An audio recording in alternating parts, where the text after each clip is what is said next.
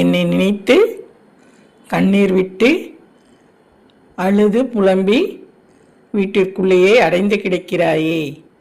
நீ எங்கிருந்து அழுதாலும் சரி, வீட்டை விட்டு வெளியே வராமல் இருந்தாலும் சரி, உன்னுடைய எல்லா காரணத்திற்கும் கஷ்டகாலம் முடிந்துவிட்டது.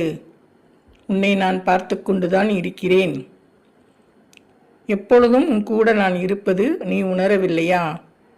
வாழ்க்கையில் எத்தனையோ தீமைகள் செய்தவர்களை எல்லாம் அடக்கி நுறுக்கி சாம்பலாக்கி விட்டேன். இன்று உன்னுடன் நான் இருக்கும் நிலை உனக்கு இன்னும் புரியவில்லை. என் மக்களை காப்பாற்ற எனக்கு தெரியாதா? எந்த விஷயத்தையும் மேலோட்டமாக பார்க்காதே.